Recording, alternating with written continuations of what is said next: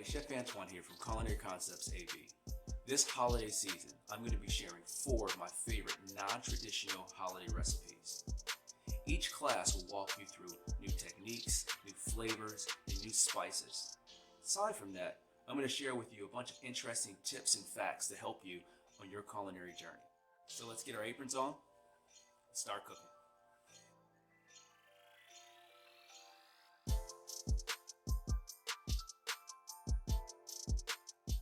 In this class, we're going to be making black-eyed peas.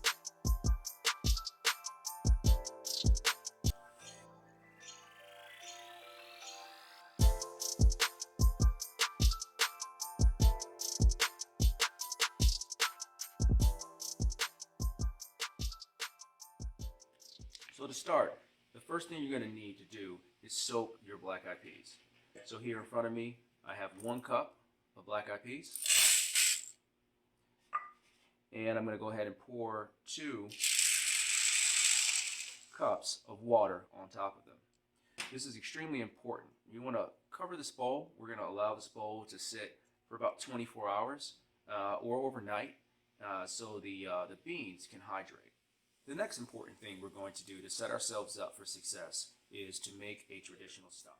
So here we'll start out with a pot. I'm going to add my smoked meat. I have some ends from my vegetables, and it's very important for you to be able to cross-utilize some of the vegetables that you already have. There's no need to cut up the fresh celery to put into my stock because I have the ends that I'm not going to use. So I'm just going to go ahead and cut the bottom off like that. And then as I'm going through with my other ingredients, such as onions, you can peel that first layer off, that first layer of skin on my onion, just like this. It's going to go in the pot. Remove the bottom, cut it in half, and go ahead and put that first layer, just like that, into the pot. Once I have my vegetable and my smoked meat in the pan,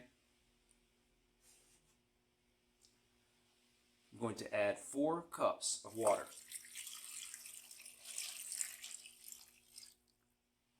And while we're prepping the other ingredients, I'm going to put this on the stove and give it an opportunity to come to a simmer and cook for about 30 minutes while I'm preparing all the other ingredients. All right, great job. You have your beans soaking and you have your stock on the stove. The next thing we're going to do is start prepping, get all of our stuff together. Notice that I have everything placed in front of me. Even my spices are measured out here on my right side. It's super important for you to have all of your ingredients together, be organized, and have a plan when you're cooking. I have a container here that I'll be working out of, and then I'll have a container over here on my right side that I'll be working into. You want to make sure that you have a plan for your finished product so when you're heading over to the stove, you can take everything at one time. The first thing we're going to start with is our celery. We're going to need to cut our celery into medium dice.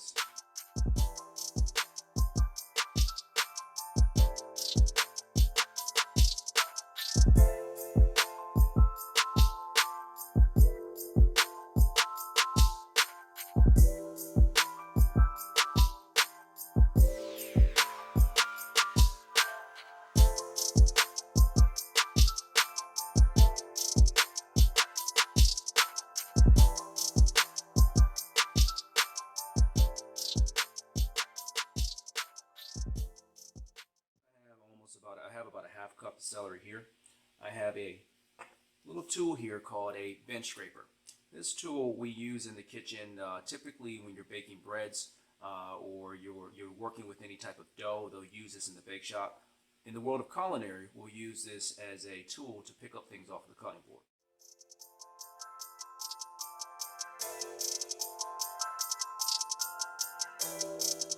Next, we're going to cut our onion.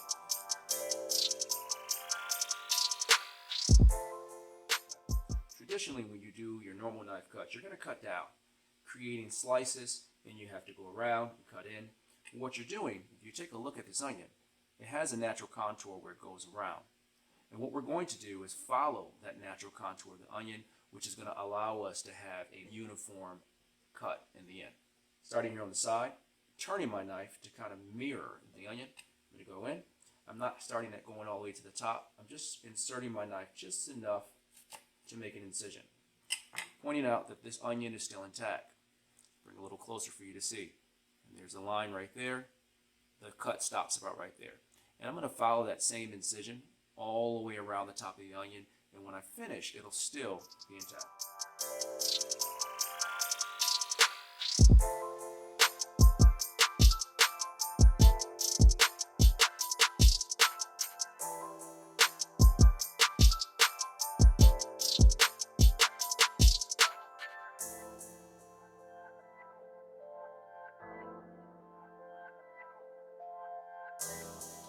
Next we have peppers. Some of you might have only green peppers at home. That's absolutely okay. The first thing I'm going to do is go ahead and cut out the center, just like that. So I have this piece here. I will not add this to the stock. I wouldn't recommend that. The seeds in the pepper have a tendency of adding bitterness, and we don't want to introduce anything that's going to change the flavor of the dish. So I'm going to go ahead and discard this. With the yellow pepper here, what I like to do is start here at the top, little incision here, and just go down and cut down, straight down. And that's going to give me a half. And you can follow your pepper all the way around to do that. Again, discarding the top because I don't want bitterness. With this, we're going for the same knife cut.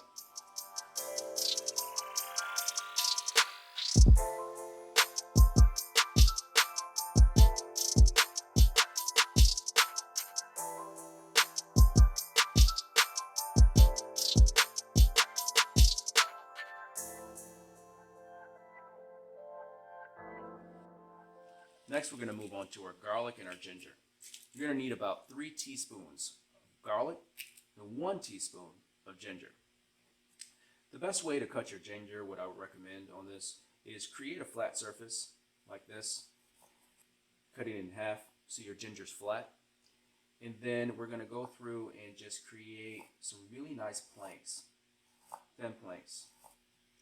And again, because we only need 1 teaspoon, I'm not going to cut too much. Once I have the ginger sliced, like so, I'm going to hold that up for you to see the thickness in our slices here. Alright, once we have our slices like so, I'm going to stack them on top of each other like this. And I'm going to repeat the process of creating those nice thin planks.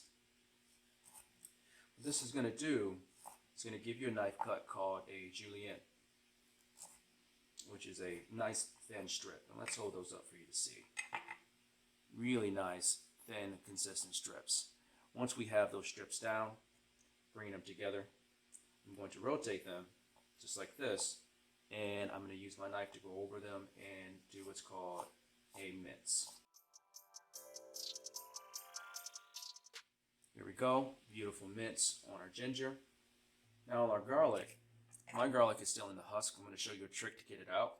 So with this, we're going to need about 3 each, 1 garlic.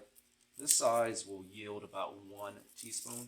So understanding that, I'm going to go ahead and take out 3.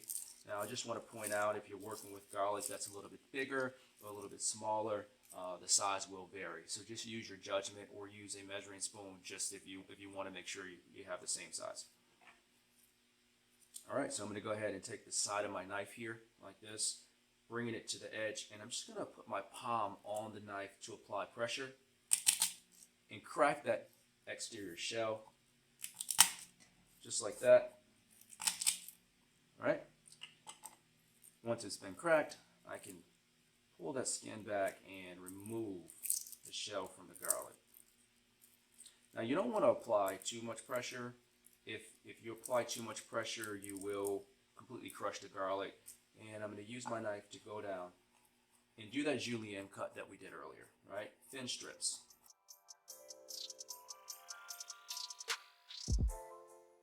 Now that everything's cut up, I have 2 containers here. One is going to be for my ginger. Again, we're going to only need about 1 teaspoon of ginger.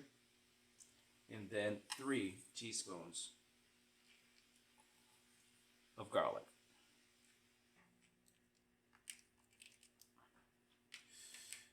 The last 2 ingredients One is going to be the tomato, and the final is the jalapeno. I want to point out that the jalapeno is optional. If you're sensitive to heat, the Berber may be enough heat for you. Berber has a tendency of peaking a dish, so it'll give you a really nice heat in the beginning and dissipate in the end. So use your judgment. If you are sensitive to spice, I would recommend omitting the jalapeno in this dish. So with our tomato, we're going to need roughly about 1 cup of tomato. Let me go ahead and create a slice here, going down. Now, here's a note. If you're slicing your tomato and when you push down into it, the tomato smashes, chances are your knife is dull. So what I would recommend is using a steel or taking your knife to your local sharpening store to just put an edge on your blade. Believe it or not, a dull knife can actually be worse for you than a sharp knife. A sharp knife, you always know what you're going to get. You always know where it's going to go. A dull knife is unpredictable.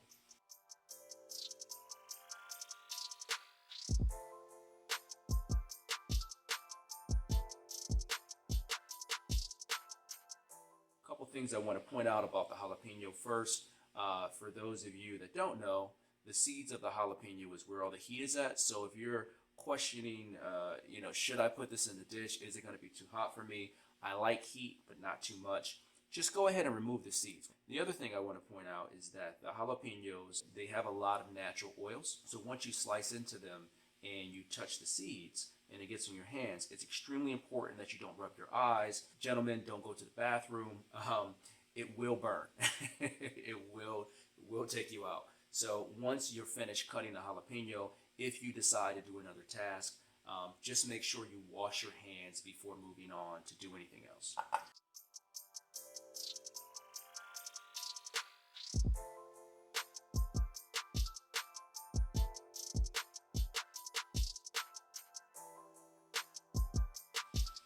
Now, before we head over to the stove, I want to take some time to talk a little bit about the spices that we're going to be using today. Some of the traditional spices that you'll find in Ethiopia would be Berber spice, cumin, coriander, even this paprika here, smoked paprika. A lot of the times folks don't know how to cook with these spices, so they tend to not use them. They are very intense, they're very strong flavors, but when used correctly, they can add a lot of value to this dish. All right, let's head over to the stove. Okay. In the back here, we have our stock going. As I mentioned earlier, we've been adding to it as we've been cooking throughout the day. Notice that my stock is not boiling out of control. It's at a really nice low simmer, allowing me to really extract flavor. If you boil your stock, it's going to create evaporation, which will cause you to lose the liquid. And I don't want to lose the liquid. I just want to infuse more flavors into it. So that's why it's cooking at a low temperature. For those of you with an electric stove at home, the stove is set at about a 4 or 5, and that's how you keep it at this temperature here. In the front here, I have another pan that we're going to use to make our beans. As we talked about in the beginning of the video, the beans needed to be soaked overnight. Once your beans are soaked, they're going to look like this. I just want to point out, if you take a look at the liquid here, right? Our liquid's cloudy. And the reason why the liquid is cloudy is because as the beans sit, they start to hydrate and they start to release starch. So to get things started, the first thing we're going to do is turn on our stove. For those of you, again, cooking at home on an electric stove, turn it on to about a 7, and we're going to allow our pan to heat up. I want to point out the type of pan that I'm cooking with is called a heavy bottom pan. This is a metal plate infused on the bottom of the pan. And the reason why the pan has that on the bottom is because it allows for even heat distribution. So this pan won't really have any hot spots in there. It'll allow me to cook evenly. Now, if you're working with a normal pan that doesn't have a heavy bottom, or the type of pan that has a thin metal, I would encourage you to use a lower heat. That's super important. So as this pan is heating up, I'm going to go ahead and add some olive oil to the pan. There we go. We're going to give that just a minute to heat up. And as you can see around the edges here, the pan is starting to smoke a little bit. That's exactly where I want it to be. I'm going to drop the heat down on my pan now. For those of you on the electric stove, we're going to drop it down to about 5. The reason why we start out with a really hot pan is because our vegetables are cold, they came out of the refrigerator, and the vegetables will cause the pan's temperature to drop. So you want the temperature of the pan to be a little bit higher, so once we introduce the cold vegetables, we don't lose all the heat. With this, we're going for a cooking technique called a saute. We're not going for a sweat, which requires less heat. So the first thing we're going to add to this dish are the onions, our peppers, and our celery. I'll be using a wooden spoon, and the goal here is not just to mix it, but I want to create a single layer so the onions and the peppers aren't stacked on top of each other.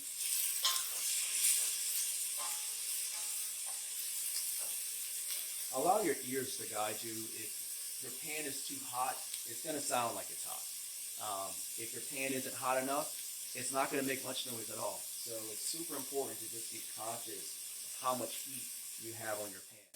When the ginger start to cook out, it's going to create the most amazing aroma in your kitchen. You should start to smell it right about now. Awesome. So at this stage right now, what we're going to do is we're going to go ahead and add in our tomato. Now I'm also going to add my spices in at this stage. So I'm going in with my Berber, going in with my paprika, cumin, and coriander. You're going to give that a really nice mix.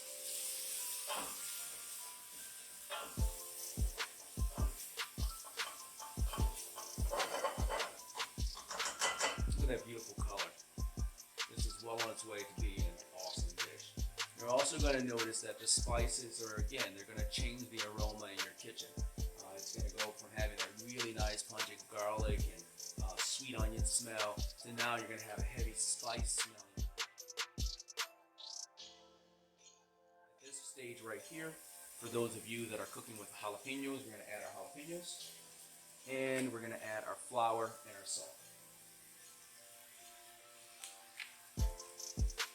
And what you're going to notice is that once you add that flour, the flour is going to soak up any remaining liquid that's in the pan, regardless if that's oil or tomato juice. And that's absolutely okay. That's what we're going for. You're also going to notice at this phase is that your spices are going to start to stick to the bottom of the pan. We'll pick it up for you to see. Take a look there. You see all those spices and how they're sticking at the bottom? What they're doing is forming what's called a fond. That fond is essentially a way to maximize flavor. It's extremely important that you're cooking on a low heat. Right now, your pan should be on about a 4 to 5 if you're working on an electric stove, and nothing higher than that because we don't want to burn it.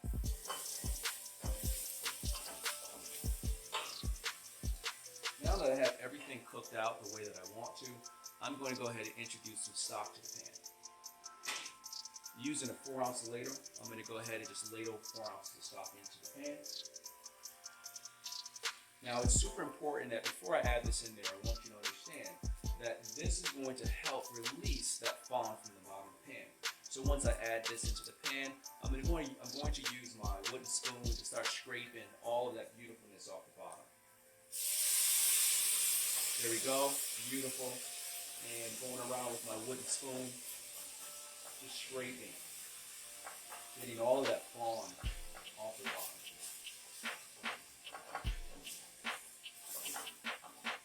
Just like that. I'm going to go in with another 4 ounces.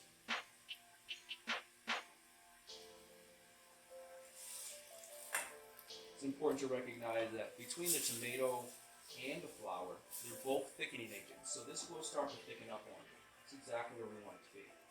Scrape all that fond off the bottom of the pan.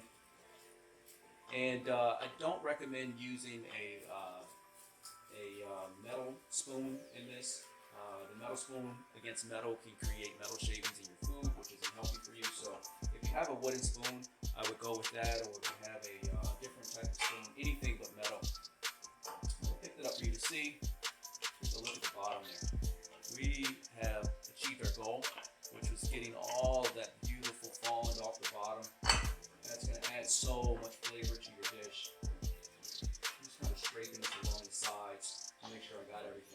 Now it is imperative that you get all, I repeat, all of the fond off the bottom. Because if you don't, as we continue to cook this out, what's going to happen is that the fond will burn. And that'll create a bitterness in your dish, which is unpleasant.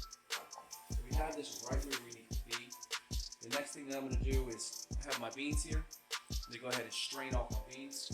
And I'm going to take my strained beans and add them directly on top of this. A nice little mix.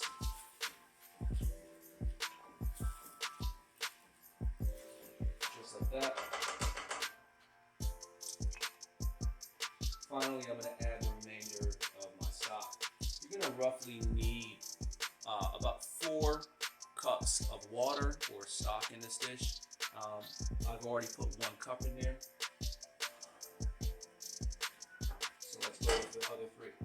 And if you're not comfortable just pouring it in there, you can use a measuring cup. There's 2. And here's 1.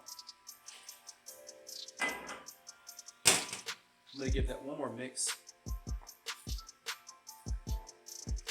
So, and this is probably one of the most important stages of cooking for you. I want you to get a spoon and taste your food.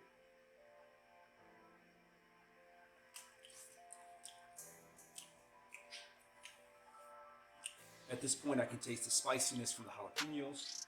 I can taste that Berber starting to perfume. I can also taste that salt. The salt is beautiful. It's just enough. And I can also taste the smokiness from the turkey that we have in our stock. So what we're going to do at this stage is I'm going to go ahead into my stock here and take that turkey out that we put in earlier, adding it to the beans. And I have a little piece in here, a little piece here. I'm also going to add that to the beans. And this is going to give us an abundance of flavor, great smokiness to it. At this stage, we have our heat exactly where we need it to be, which is at about a 4 or 5 again on the electric stove. And notice that the beans are starting to come up to a simmer. Very important that we allow them to simmer, not boil. I'm going to go ahead and add a lid on top. And we'll come back to this dish in about 30 minutes to take a look and see where it's at. Alright guys, so this has been cooking for about 35, 40 minutes. I'm going to go ahead and turn down my heat a little bit. Let's take a look and see where it's at. Oh boy, that looks absolutely fantastic. Let's give it a little mix. Oh wow, that's just great. Let's take a look on my personal camera and let's see what that looks like. Oh wow, look at that. Amazing. I'm going to go ahead and drop my heat down. Notice how much our liquid has reduced. Super important to pay attention to that. And I'm just going to go ahead and take this spoon in here and give a little mix. Beautiful, beautiful, beautiful cook on it. That turkey has done its job. I'm going to show you how to pull that off in a little bit. And let's go ahead and taste it. Wow. Flavor is phenomenal. Really, really happy with it. The heat is nice. We've achieved our goal. All right, so I'm going to teach you guys a little trick to get the meat off of the bone here. So what I'm going to do is use a fork to hold it in place, like this, and then a spoon. And just pull back, just like this. And notice how it just flakes right off. Oh yeah. It's going to add so much flavor to this dish. And just kind of going around, just like that. Now, if you don't want it, if you don't want that turkey in there, you don't have to have it. But it's just one way for you to add more flavor and protein to this dish. So now that I have all that I need off, I'm going to start with a nice big spoon here. Give this a little mix. Oh yeah, that looks absolutely amazing. Little mix there. And I intentionally left some big chunks on there because I want the large pieces of smoked turkey. My mouth's watering like crazy. Oh my God, this is going to be so good. All right, so I'm going to go ahead and take my first big spoon, going in the center of my plate here. Another big spoon here, right down like that. And the final just like that. There you have it. Beautiful take on a traditional dish. Let's get a little bit closer with my chef cam. Beautiful dish. Amazing color. Beautiful presentation. Let's look at those beans. Awesome color on the beans. Beautiful cook. And the turkey just adds a nice element of amazingness to it. So at this point, super important to take a spoon and try your food.